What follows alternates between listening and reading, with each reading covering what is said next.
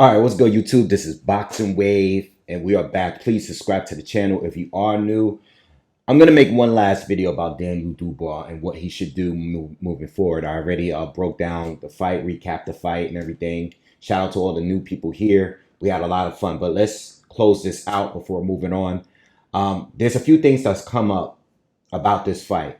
His loss to Usyk the other day, stopped in the 5th round, and I wanted to address it in this video. Okay, there's a few things. One of those things is the gathering, the party on the date of the fight. Okay, there was a party. There's photos. There's videos on social media. There was some kind of gathering of Danny Dubois and his family and his peoples, his friends. There was a lot of people there, and it's going viral on social media, right? Also, to add to that, Danny Dubois was late at the arena before the fight with Usyk. Okay, so a lot of people have issue with that. Also, did he quit? Okay, we'll talk a little bit more about that. Did he quit against Usyk? We'll talk more about that. And also, the team, the trainer, the corner. All right, Don Charles, his father. Okay, what's going on with that? I want to give you my thoughts before moving on. And also, I want to talk a little bit about potential fights that I think he should fight, guys I think he should fight moving forward. Okay, let's start out with this party. All right, Daniel Dubois shows up at Wembley late. Right, I'm live. You guys were here. You know, we're live. We're doing our live comments. We're doing what we normally do. And someone mentioned to me in the comments like, "Hey, Triple D still has not arrived at Wembley," and I didn't notice that. I noticed that earlier on the coverage. I saw when Usyk arrived, and he was in his dressing room, but there was some time that went by that they never showed Daniel, and I think we were just like 1 or 2 fights away from the main event. Then they eventually showed that Daniel arrival of the for the fight and everything, so he goes in or whatever. That was that. But then these videos come out that shows this party, I guess, at his house, or I guess with a bunch of family there, and it just looks bad, because now it's like, okay, Dubois underperformed to most of us, right? A lot of people thought that he was going to pull it off, and he underperformed. Usyk did it with ease. He beat him with ease in this fight, right? Stopping him in the 5th.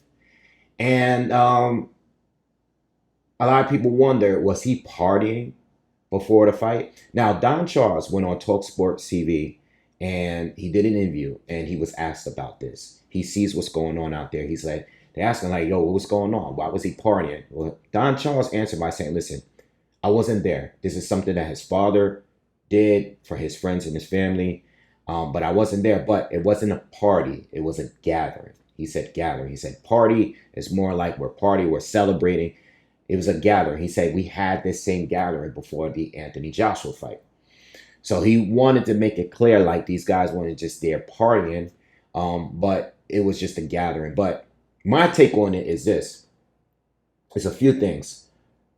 First off, and I've seen no one say this. I've heard a few people discuss, talk about this, including the people that interviewed Don Charles. Why is no one asking him, why would you want this amount of people? And I understand you did this leading up to the AJ fight, right? The day of the AJ fight. I know you beat AJ. You guys beat AJ, and that's cool. You destroyed him in 5th rounds. Good fashion. It was good performance. Great. Why would you want that many people around your fighter, right? And I know this may not have nothing to do with you. This is not Don. It doesn't seem like it's Don Charles' call to make what they do, because his father has a lot more of an influence on Daniel in his life than Don Charles does. I know that's his trainer, but it seems like Daniel does what his father says he should do.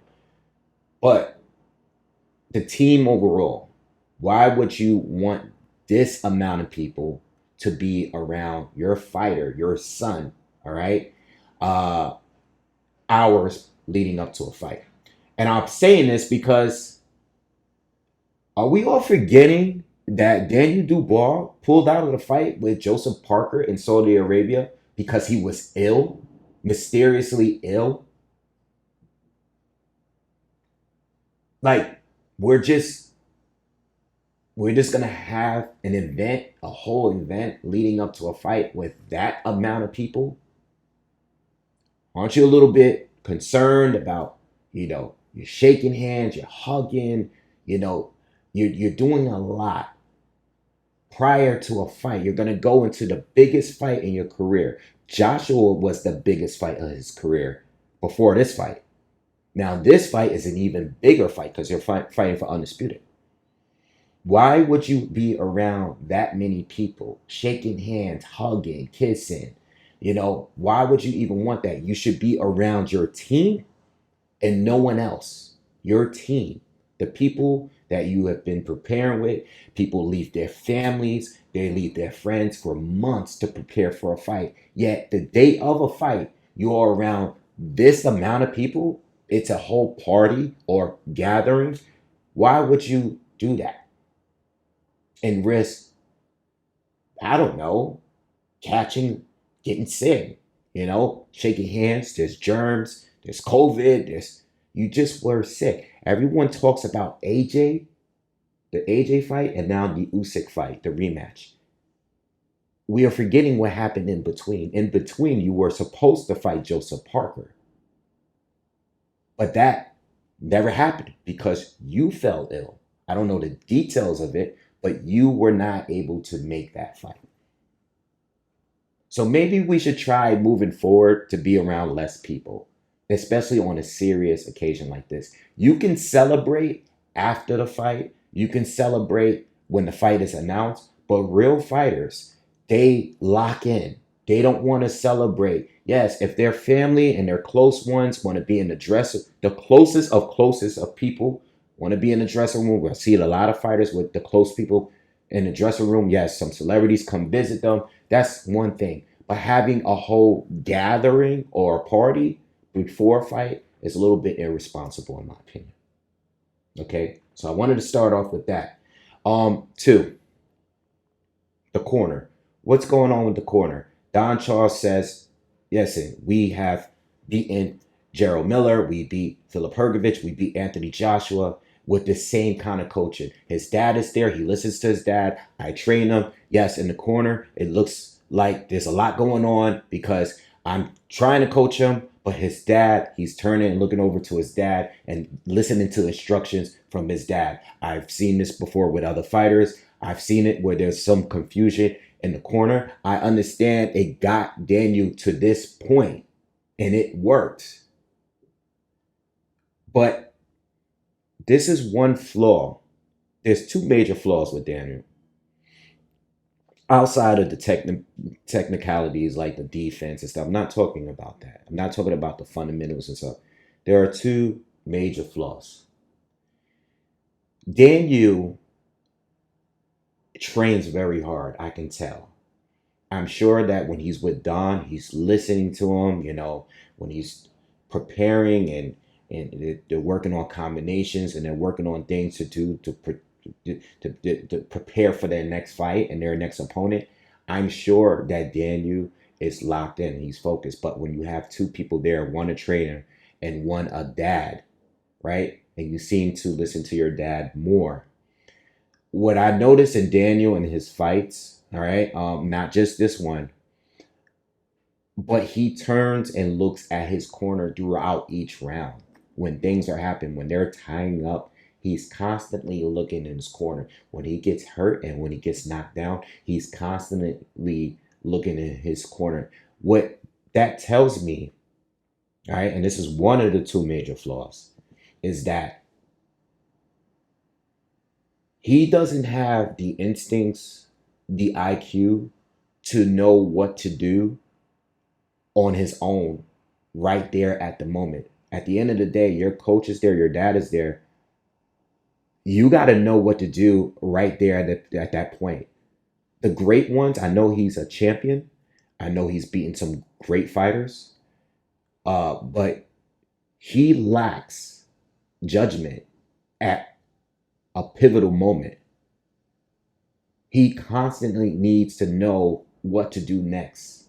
It's almost like when I watch him fight, and I was thinking this to myself, it's almost like he needs an earpiece as he's boxing because he doesn't have the IQ to know what to do at that exact moment when he's not being dominant. So when he's not dominant, he's not that good. He's not that good. He doesn't know what to call. So when he trains and it's working, and he's a big, strong guy, he's fighting, he's in control, he's overpowering whoever he's facing. His offense is his defense. So when that's working for him, he knows how to continue fighting on. Like, he is a fighter. But up here, he needs his corner at all times, not just in between rounds, but while he's in the round. And I think that's a huge issue. That's a huge downfall. He's still going to be a lot of guys. He's what, 27, 28 years old. He's still going to be very good. All right. Even if he leaves Don, he's still going to be very good. But he needs instructions at all times, especially when things get tough, when he's not dominant. The second thing, mentally, quit. Quit. Does he have some quit on him? I hate to say it. I hate to say that word. I hate to say it because I can never do what this guy does. I've never been there. I can't do what he does. All right. I know I was defending him when Joyce stopped him and he had the orbital bone fracture. I remember talking about this and everybody was calling him a quitter. And he lived the fight on another day and he was able to become a champion, you know. But at the end of the day, when he's down and it's tough and he's not dominant, he has quit in him. He does. It is what it is. I didn't know the night of the fight that the team threw the towel in. They had enough. But Daniel had enough. The count was over. It doesn't matter if the towel was thrown in. Daniel did not get up for the count. But when he got up at 10, he got up and walked straight over to his corner. He had enough. And that's okay. It's okay.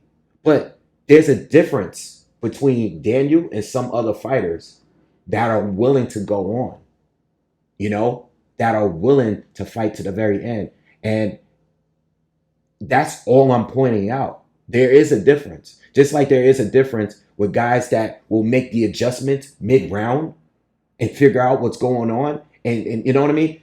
There's a difference between guys like Daniel, who looked over to his corner in every situation that's troublesome for him or problematic for him, and a guy that wants to continue fighting even when they get knocked down. Like, I'm down, but I can continue, you know?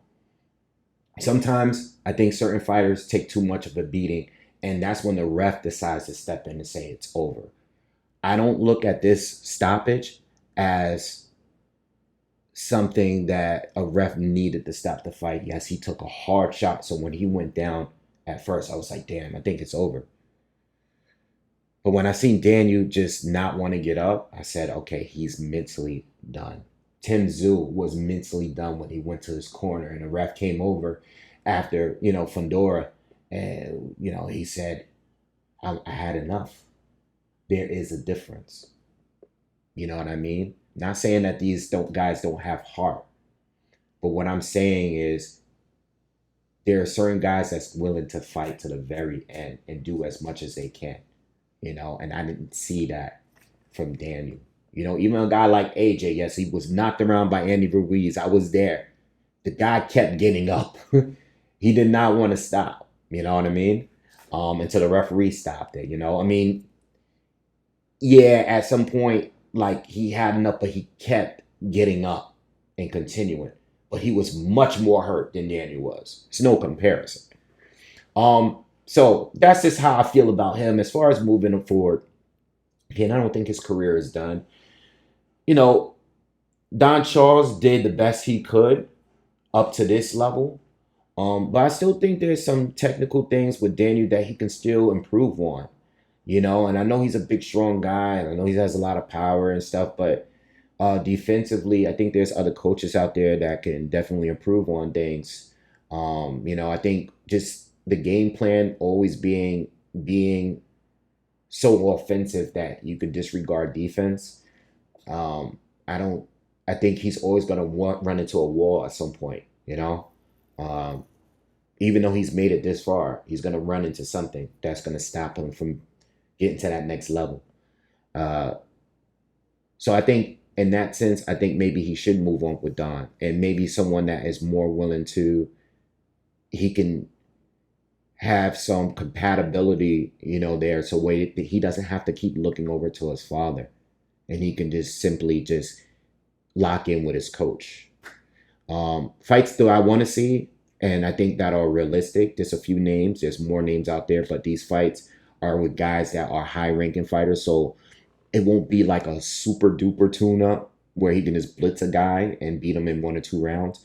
These fighters are ranked fighters. They have positions in the sanctioning bodies, and it will put him, if he were to beat some of these guys, it'll put him a fight or two away from getting another title shot. Fabio Worley, first of all, I think that's an excellent fight. And it's a dangerous fight for both. Both guys rumble. Both guys no defense or very little defense. Both guys hit very hard. Fabio Worley will be dangerous for anybody because he knocks people out very bad. And I think that it takes one punch with him. It takes one punch with him. That would be a great fight to watch. This is a fan-friendly fight for me. Michael Hunter, older guy, yes, but he is still ranked very high in the WBA, and that will put him right back in the position. Similar to when Daniel was in the WBA position before, when he knocked out the Trevor Bryan guy. That was what put him in the title position with Usyk the first time. So that's a smart fight too to take. Same thing with Kubrat Pulev. He is the WBA regular title. Michael Hunter is number one, but Pulev is the number. He's the world, like he's the junior title holder. So if he were to fight Kubrat Pulev, who's older, no, I don't really want to see that fight, but that fight will put him back on a map right away if he were to beat that guy, right? And then you have F.A. Ajapa, who I think that would be a great tune-up, but still dangerous. You know what I mean? Again, a guy, you're fighting another guy who I think is slowly improving as a boxer in F.A., basing it off the Bacoli fight, and he's very powerful too. So these are fights that are good fights, and they're meaningful fights, and F.A. as well is also ranked very high in sanctioned bodies. So these kind of fights will put him right back in position. I don't think he's done. I think he needs to make some more tweaks, especially with the corner and the responsibilities here with the partying or the gathering. I think these are a few things, but yes, he did quit the fight. Yes, I think the party or the gathering was ridiculous. And, I think that the corner definitely needs some tuning over there. All right. So anyway, that's it with Daniel Dubois. I think I have said everything. Shout out to Talk Sports doing the interviews with Lawrence Okoli and Joseph Parker, because a lot of this, I heard that interview, and it definitely share my views, gave me the thoughts I had to make this video. Talk Sports and Don Charles interview as well. And that's it. I think I said everything. All right. So listen, guys, again, subscribe to the channel, smash the thumbs up if you like the video, and I will see you guys very soon. Y'all have a good day. Peace.